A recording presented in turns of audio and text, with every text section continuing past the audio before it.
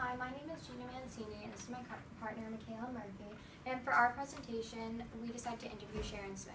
Sharon Smith is a Boulder employee.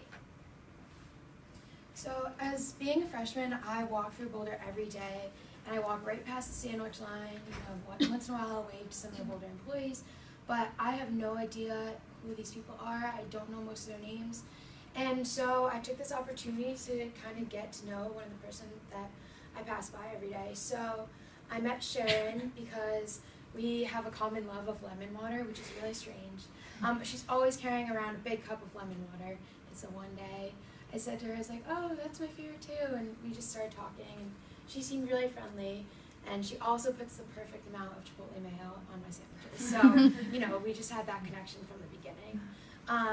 Also, I just think she's just a really underrated part of the Loyola community.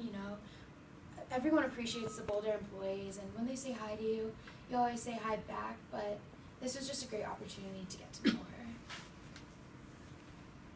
So when we first interviewed Sharon, we wanted to know her background.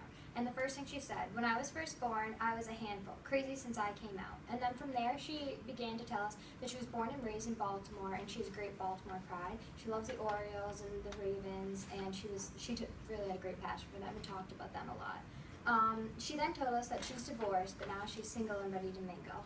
And she lives with her 31-year-old daughter, who is soon to be expecting children, so she's really excited about that. She also told us that when she gets to Loyola, she has to take 2 buses, which takes about 20-ish minutes. And she told us that her biggest pet peeve is that people who don't have the common courtesy to get up for the elderly on the bus, that really bothered her.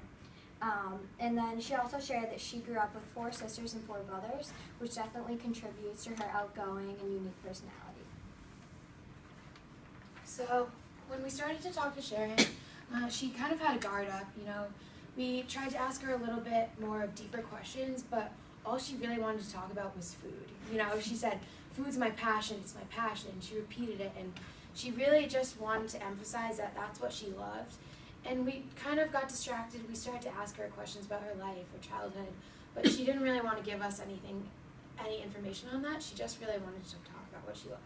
So we found out that she makes damn good mac and cheese, and she started the conversation by saying she never lies, so it has to be good. And we also found out that she actually has customers that buy her coleslaw.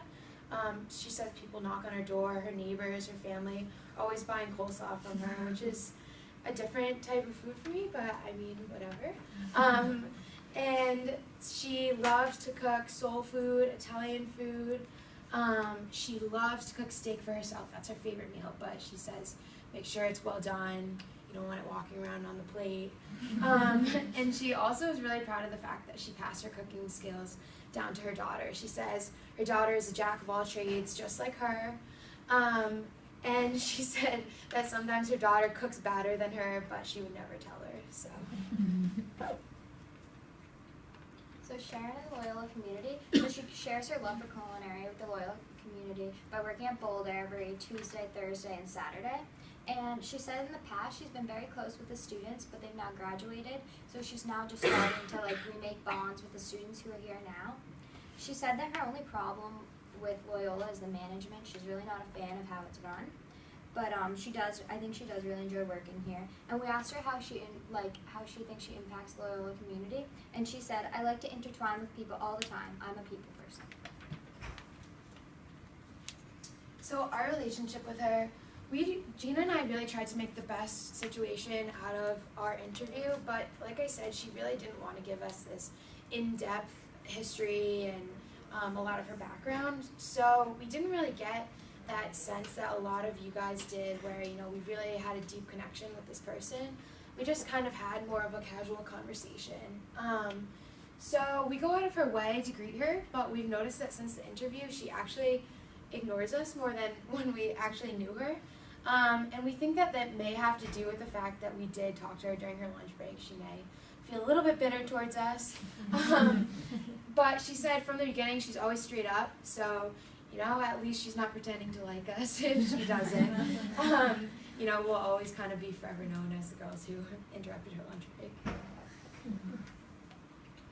So what came to our surprise was that we asked her about the Jesuit mission, and we asked how it affected her and how she lives it out in her everyday life, and she'd never even heard of the Jesuit mission, which we thought was surprising because it's pretty prominent in the Loyola community.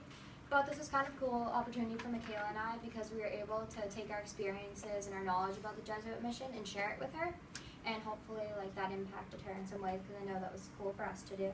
And something else that really surprised us was what we realized after when we started seeing you guys' presentations, that she was very reserved and she didn't want to share her personal life. She just wanted to talk about her passion, which was food. So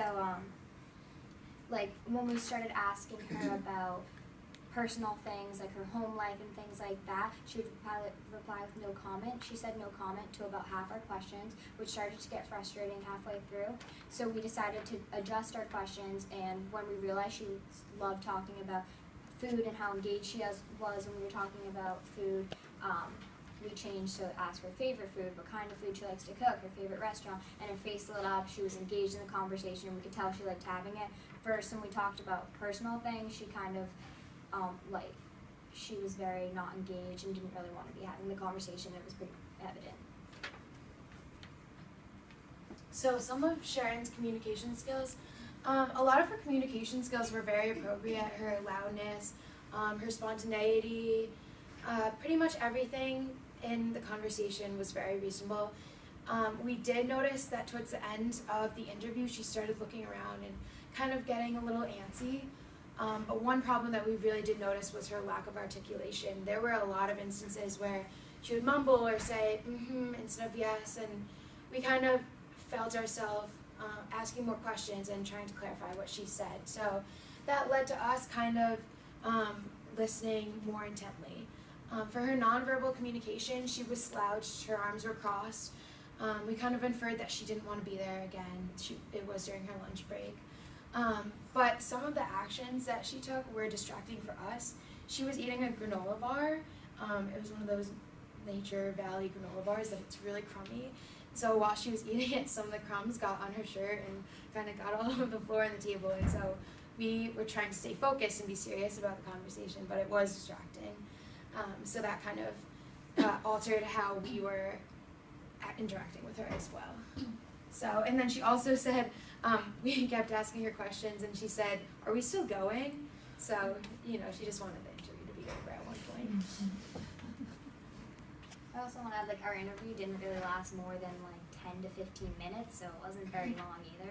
But for our communication skills, we made pretty strong eye contact the whole time, but we did get distracted from taking our notes, which kind of took away. But we also were distracted by her eating the granola bar and watching it kind of fall everywhere. So that definitely affected our communication skills. We were very enthusiastic when we asked questions, and we thought our loudness was very appropriate for the conversation. And we did lack spontaneity at the beginning because we were just reading off questions. But once we realized her love for culinary, we kind of just started improvising and asking as many food questions as we could. So that definitely added to our spontaneity. And how I said before, we were distracted by some Sharon's actions. And then for our nonverbals, we sat up straight and we were trying to be as engaged in the conversation as possible. But there were times where we were taking notes, and that kind of took away from the conversation, which we decided that if we had to do the conversation again, we definitely record the conversation so we didn't have to be so focused on what we were writing down. So for our so what or conclusion, after listening to different people's magis projects, we were kind of disappointed with the level of depth that we got in some of Sharon's answers. Like I said before, we really wanted to get to know Sharon and know her background, and that way I can kind of refer to it when I'm interacting with her and getting my sandwich in line. But unfortunately, we didn't exactly get that.